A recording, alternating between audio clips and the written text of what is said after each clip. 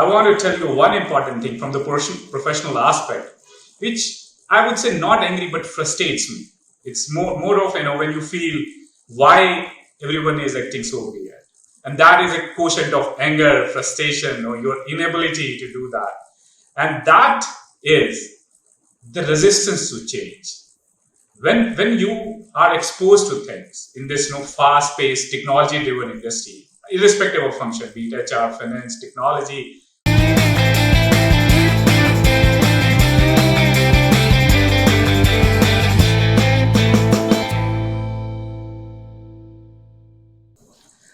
Hi, everybody.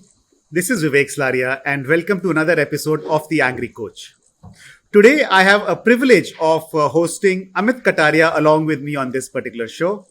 Amit is working on humanizing AI.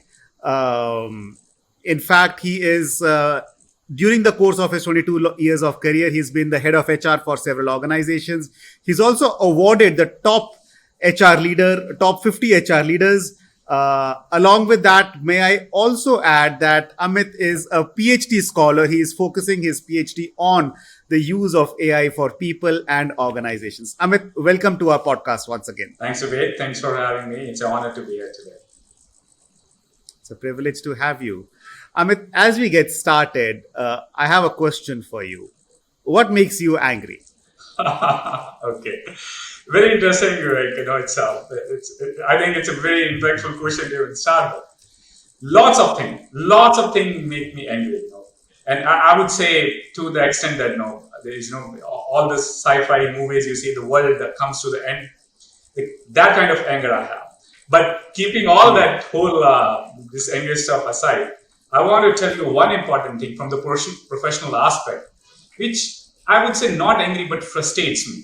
It's more of, when you feel why everyone is acting so weird. And that is a quotient of anger, frustration, or your inability to do that. And that is the resistance to change. When you are exposed to things in this fast-paced, technology-driven industry, irrespective of function, be it HR, finance, technology, or delivery, and you are given or you are exposed to this opportunity to improve overall environment of your work, overall the landscape, and you still don't want to change yourself. That is the most frustrating thing I have, or I feel, or I encounter. And that kind of makes me a little bit angry as well. Why so? And I will tell you in one sentence. Because embracing change and adaptability are crucial to stay ahead, isn't it? And if you are missing on these two parameters itself, what you are aggressing to. So that means you are not open to kind of take that risk or progress ahead. So as at least you can leverage what the advancement of technology has thrown to you. You still want to live in that era of the kind of Excels, pages, manual work. And that's how I think in a statement I can tell you, people's inability or to recognize that they have to change frustrates me a little bit. People's inability to recognize that they have to change with the time frustrates you. Is that yes? Correct? So resistance to change is in 3 words if you have to summarize. Resistance to change. That's a very interesting point. And what I'm hearing from you is even in times today, this resistance to change is happening. Yes, it is. In fact, this is more prominent now. How it is because if you see the kind of changes coming to industry is more rapid, is more frequent in contrast to what we have 5 years, 10 years. AI, the tools like ChatGPT and most of the things has kind of disrupted the whole ecosystem in 6 months, which otherwise the similar internet change world in span of few years, right? AI change in span of few months.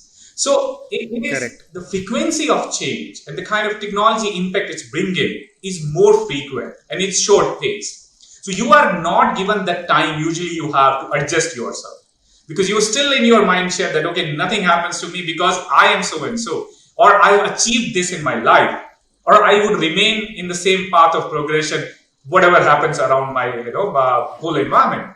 But my friend, you are wrong, because if you stayed in the same shell and every else is aggressing, you would remain there, but the world will move on. Nobody's going to wait you.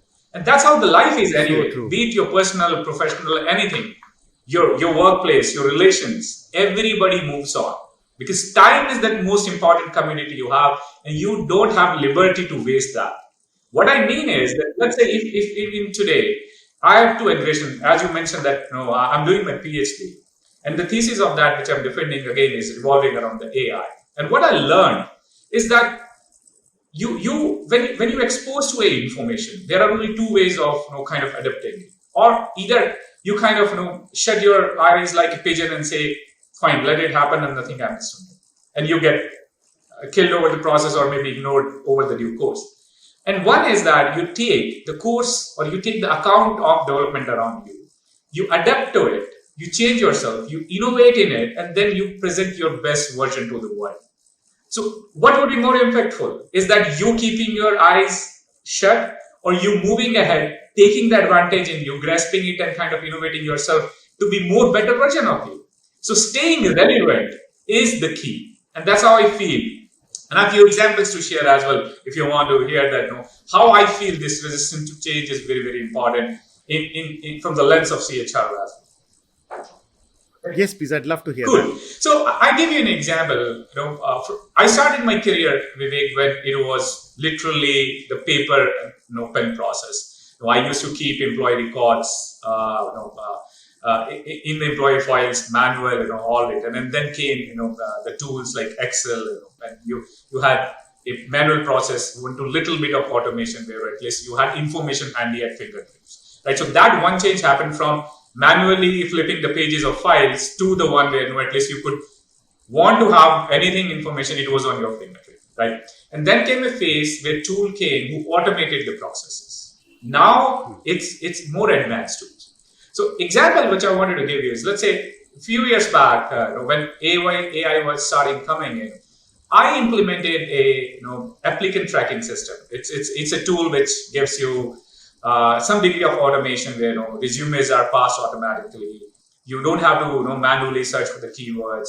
Your interviews are aligned on just click of button. There are one-way video interviews you could do. You could fill the scorecard, and anything and everything from the process A to Z of recruitment and selection was automated.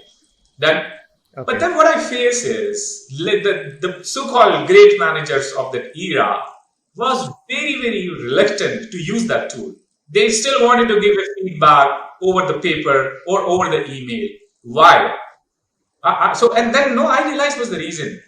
Because the moment you are thrown with a scorecard, it really asks you the key point informations. Your biased, unbiased, very neutral feedback. Why did you like and why not? And you had to actually fill in a fair assessment of it. But their mindshare was, okay, if I said so, it cannot be wrong, and I'm the final authority to say that. People did not take it literally on the good sense, and they started avoiding filling the scorecards. Despite the tool was introduced to bring more efficiency into the process, bring more agility into the process, and kind of cutting short the time, aging of the RFRs. And that's how it impacts us a lot, because we are fearful that if I get to a change, I will become redundant. My position will not have the influence which it had before. But my friends, most people don't understand that if you are the one who is adopting the changes better than or faster than the rest of the guys, you are still ahead the curve. You are still beating the competition, and that's how the whole spirit of surviving in this cruel corporate world. Mind my words, but that's how it is. You have to remain at the top of the ladder with your capabilities and abilities to influence or to share the wisdom you gain over the years. Yeah, so that example, and there are many. If time permits, we will share across in the journey of this podcast. My God, what a fantastic story. And what I'm hearing from you as a platform which is supposed to simplify work, which everybody's perhaps complaining about, meets stiff resistance and perhaps dies down due to poor adoption, etc. And a lot of it is also fear-based, that the managers feel they will lose control, or it asks some very pointed questions and they're forced to fill those answers, and they will, oh, I don't want to think about that right now. And that creates a resistance. Is that correct? Yes, absolutely. Bang on. You summarized it very well. Amazing. I think that is a fantastic insight as well. Amit, given your expertise, I'm going to take you to a different dimension if that's okay with you, right? Um, Resistance to change is a very important aspect, and we talked about resistance to change with individuals. How about organizations? Has there been any thought that you have given to organizations' resistance to change? Yeah, so okay, it's a very relevant point, right? So let's say if you're asking, so if I'm getting correct, you are saying that if the lens is changed instead of individual, you are going to organization, how do you tackle this resistance to change, right? Is that the question? Or how do you see resistance to change in organizations? Yes, very much yes, because there are classic examples. If you see, there were the companies who were once the biggest organizations of the world, right? Like Nokia, Motorola, Philips, anything, at that time you couldn't even anticipate the kind of size they had, they could vanish from the earth. And it's not happening from today. It's happening from the world, when industrialization happened, right? From the 1850s, the machine era came in. There were corporations who came, they become mammoth, and they vanish from the scale like anything. Why? You understand? And that's the precise reason. Resistance to change. And I would add one term as kind of your ability to innovate. So in the context, you become so self controlled in your own terms as an organization that you feel that since we are at the top now, nothing can harm us, nothing can change. And you see behind your back a very small player comes, introduce such an innovative, cutting edge solution to your existing suite of products or services, you are forced to act. And by the time you act, it's too late with it. And that's how I feel. Not only individuals, but organizations also feel, or many of the times when they kind of fail to recognize that this is happening and they fail to kind of adapt or to the change, they are gone. And that's the biggest threat. And that's what I would say in the context. They are also very prone for the resistance to change feeling, I would say. I think that's very fair. And you gave some really great examples. Nokia, oh my God, at one time it was the only phone possible, Yeah. Motorola as well. And suddenly you find them nowhere. And a lot of it is a resistance to change with the changing times. Some new startup comes in, challenges authority, and just transfers everything, right? Blockbuster is another such example of a large mammoth and ultimately went down. Um, I'm very intrigued by this, Amit. Okay. And the question on in my mind is in these organizations as well, they'll have some very good senior leaders. I mean, I'm sure they will have all their processes, they'll hire some very good talent. What goes wrong according to you? What do you think went wrong? What would the senior leaders be thinking, doing that the did not start seeping in? Right. Again, Vivek, I think your questions are kind of so impressive that it outshines my answers. But let me try to answer that as well. So what I feel, what people kind of cut short, or maybe lie shorter in realizing the importance of embracing the change and adapting to it. And that I feel it is happening all across. Not many, because there are examples who are super successful. Organization, just like an example, if you see 5 years down the line, Microsoft on that era remained very, very low linear curve. Why so? Before Satya Nadella, right? So the company was doing good, their products were selling, but the sentiments of market were not positive because they were thinking it's nothing happening. There is nothing new happening. They were constantly kind of depending on the one solutions of Windows and Office and that, and nothing new was happening. Whereas their challenges were bringing constantly new. AWS came in, they disrupted market by introducing cloud, they became the market leader, right? So, classic example in that. When Microsoft realized, and I'm giving you a counter example because that is one corporation which kind of radically kind of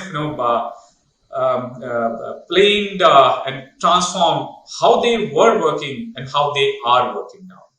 So Satya did one thing very great, is that he realized the importance of embracing the change, right? He was adaptable. And what change did he do with it? He changed the culture how Microsoft was operating, right? He changed the sentiments and perception of marketing towards Microsoft. And 100% with his belief in his people, he took the organization forward. Today, if you compare Microsoft 15 years down the line and now, their share value is X times. Their people sentiments are all-time positive. The employees progression, it's super, super strong.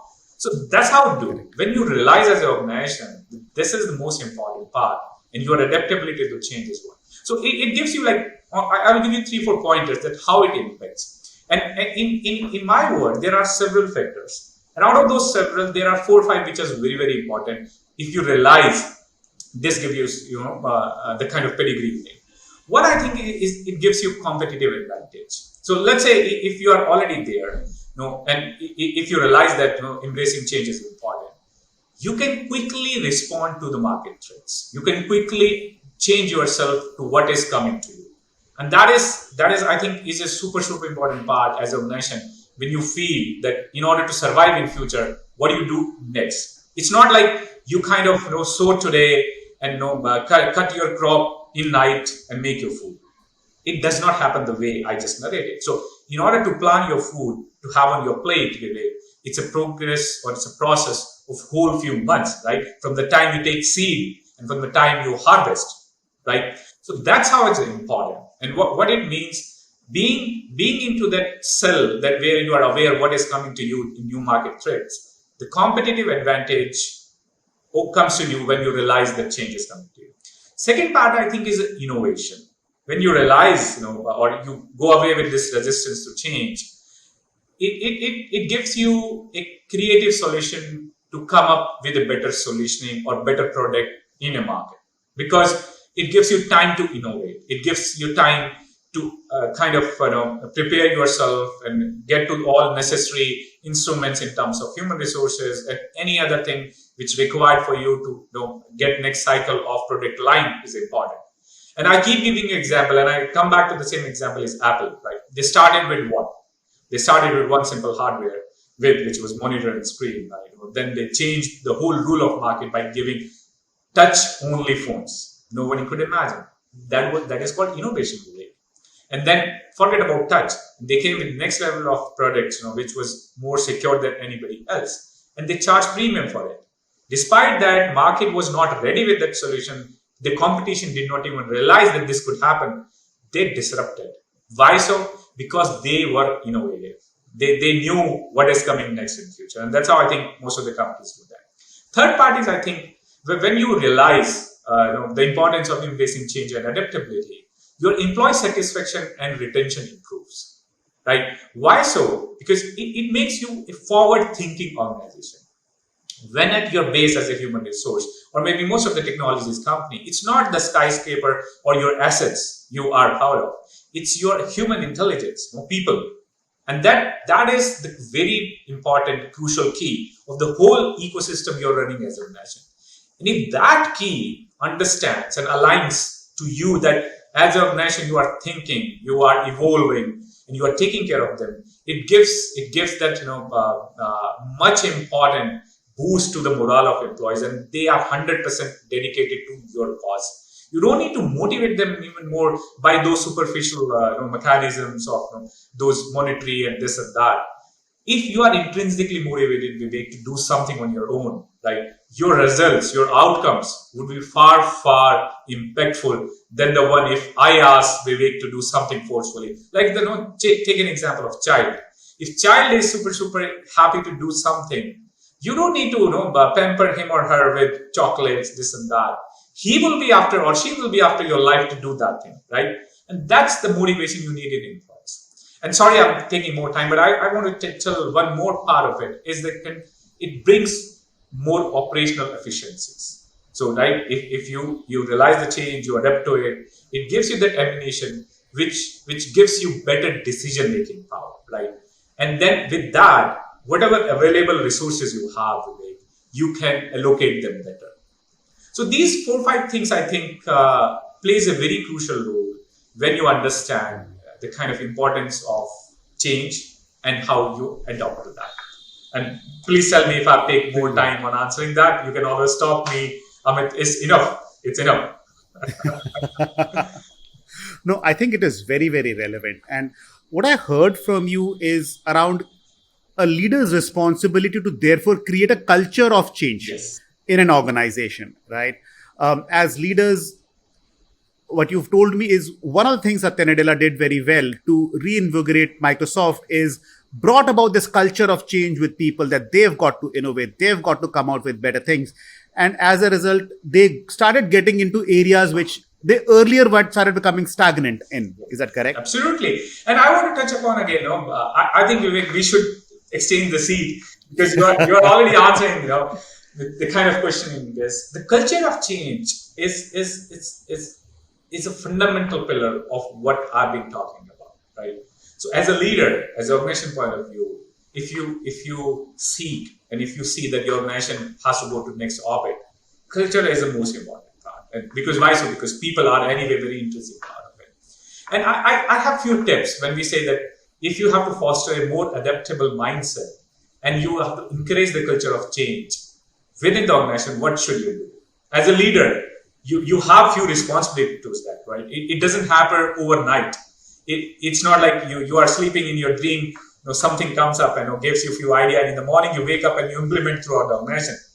If that happens, I'm the most lucky guy, but it never happened to me. So we have to work. So we have to strategize. We have to come, a whiteboard, brainstorm, and then come up with those solutions around the changes. So in order to bring that positive culture of change where this risk is mitigated, there are a few tips. One is that as a leader, I would suggest you have to develop a growth mindset, right? So you have to embrace that idea that when change comes, it presents you with opportunity of growth, right? Change is disruptive, but for what? It brings it challenges, but those challenges give you opportunity for you to go to next level, for you to kind of achieve more success, take more growth. And that's how I think this cultivating this mindset is very, very important between organization and leaders and their employees to do that. And I would recommend, there is a book, I forgot the author name, I think it goes with the name of Carol D. And the book is, Mindset, The New Psychology of Success. And that speaks about how you can develop a growth mindset. And it's a beautiful book. If you really want to go into deep sense of how this impacts you, it's a must read. Second part of fostering that cultural, the mindset where change is encouraged, I would say communication is the key. More effectively you communicate, right? More adaptable you become for the change mindset or how the organization is going. Be open and transparent. Tell your employees. Everyone is super smart nowadays. You could fool someone for once or twice, that to be on the very trust level. It's not about that anybody lacks the information, because we all have same number of neurons in our brain. It's just like few people don't use much often those neurons than few who do, right? So the context is, if you share one information of me, my processing time may be slower than yours, but I will process the information in the same way as you do.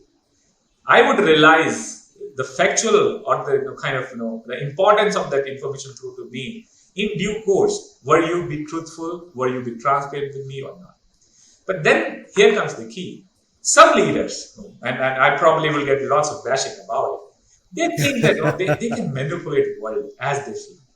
It's not. It doesn't happen. It's a myth. When most of the leaders feel who do this practice, it's a shell for them. So don't be always very transparent. Be very open in your communication.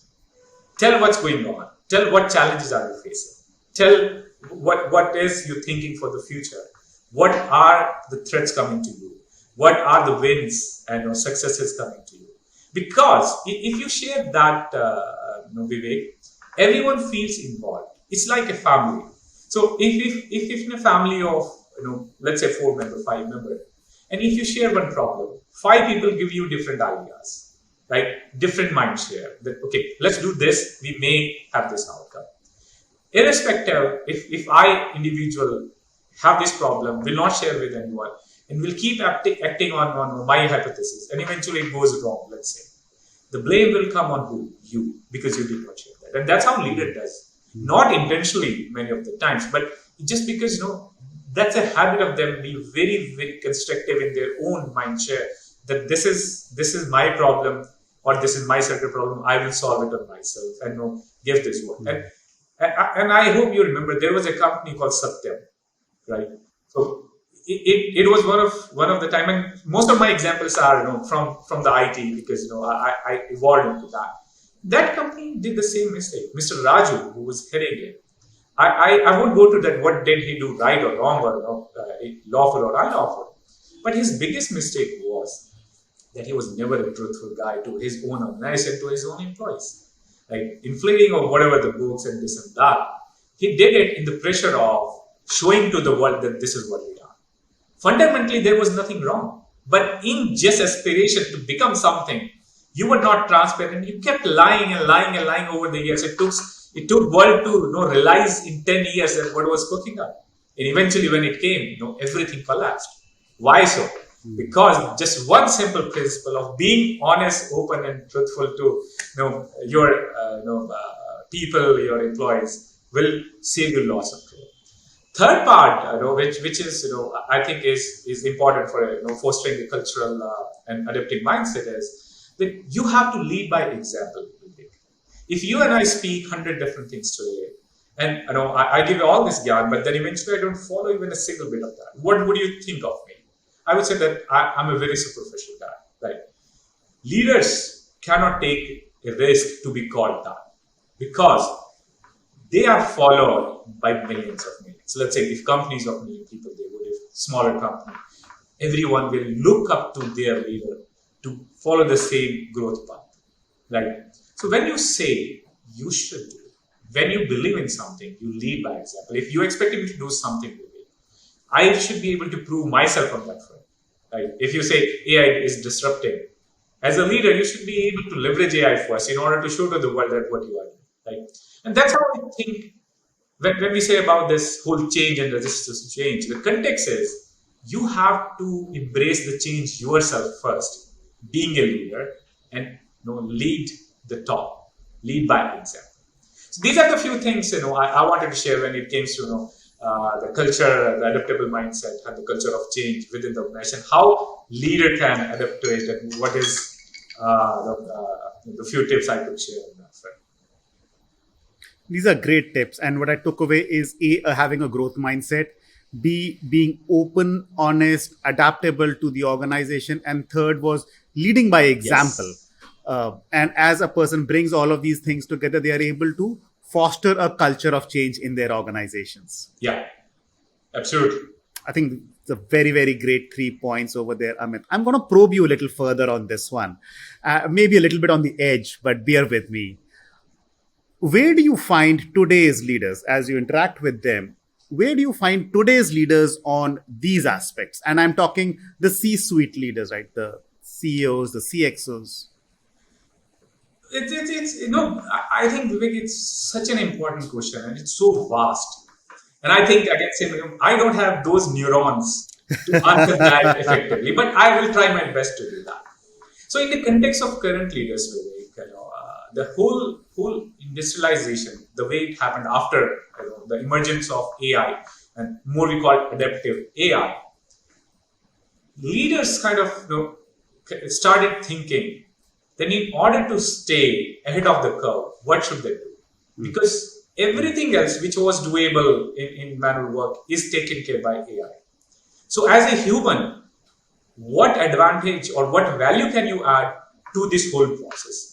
And in pursuit to answer your question, current time leaders, the age which you used to see the C-levels were at a certain bracket of age, one that is reducing drastically. I have seen, I've worked with people who are much younger than me, reporting into their seats. Because they came with this whole radicalization of ideas, where they proved when everyone else was kind of not believing in them, they went and they kind of proved themselves and then became successful. So what it tells us, current leaders are more adventurous, I would say. They are adventurous. They are taking more risk than ever. And there is a very beautiful, I think, a story, or probably I would say the pedigree is Why it's so today? If you see, you go back, in the age of my parents, probably, so let's say 50 years back when they were working. For them, the basic thing was that they wanted to run their house with the money they are getting with job. Because job was the sole bread earner, the money they were getting to have their children fed, to have them go to the college or school and pay their fees and whatever it is, right? So their hygiene needs were important and they were getting settled by the money. And then they stayed in that one organization throughout the life, right? That's how till Yes. I saw my parents. Then came up the next generation after that. For them, okay, fine. The parents build their house. They don't need to worry about it. But their aspirations were different. They wanted to kind of work with their passion. So this generation came who were not insecure about the shelter and food, but they were wanted to experiment a little more and want to pursue the profession they want to love. So that generation came and they became successful, like the current leaders in terms of like Sundar Pichai, Satya Nadella, and all that who is leading the puppets of the world. And then now I think I come from that same generation. And the new generation, it's a very different breed. And there the new leaders are coming from, who are very risk adaptive. What it means that they are not worried about the food, shelter, their aspiration to follow one job because they have to get succeed in order because they studied well. They kind of have same pedigree now that they can take the risk. So when you have this kind of whole leadership band coming in, the economy gets super boosted because there are people who are kind of breaking the stereotypes, who are going beyond which the next or earlier generation could imagine, right? So that's how to answer you. Current leadership is more adventurous. They are more risk taking. They're not worried about the whole hygiene factors which were important from generation or two last. And the most importantly, they believe in themselves and the new generation. And in context of India, this country has grown stronger. And that's, I think, is a very beautiful things happening. If you see, India has produced the largest number of unicorns in terms of revenue and wealth in next last 2-3 years than ever before. And it competes in top 2 or 3 slots in constantly in last 2-3 years. This is the only reason, because we use technology like nobody else could. We believed it, we experimented. And if you see, Vivek, with one successful venture, there are thousands of story of failures. Just imagine to produce that 100 unicorns. There were almost 10,000, 1 lakh, 100 million, 10 million, stories who were never noticed. But they were the visionaries. They are still in the system.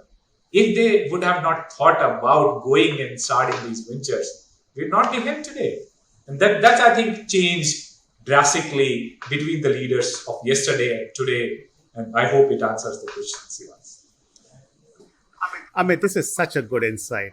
And what I'm gathering from you is with every succeeding generation, because the basic needs are getting met and more so, the pro risk behavior is going up. And as the pro risk behavior goes up, our leaders become more challenging, our leaders build a higher mindset or a growth mindset, and therefore it only foretells good things about the innovation or the direction in which organizations will be taking. Is that right? Absolutely. Bang on, Vivek. Yes. No, you summarized it better than me, what I wanted to say. Well, thank you very much. This has been such an insightful conversation, Amit. Our time is practically up. Before we wrap up, is there anything else that you'd like to share with our listeners? Any tips or other examples? Yes. So, okay. So the theme we wanted to take is what frustrates me. But I want to go and contrast it, that what makes me happy as well. Okay. So that's what I want to share with all my listeners in support, with your support, of course. So when you are coming, being an employee, being an individual, be a family man, be a leader, or whosoever, or whatever role in your life you are playing now, I think the most important part and most crucial part of you being happy is the key, right? In pursuit of that success, Vivek, I've seen people sacrificing their health, right? Their mental peace, their wealth in terms of their knowledge and the wisdom. So we constantly run from one post to another in the pursuit of success, compromising everything, every beautiful thing we have, our life, our time, our health.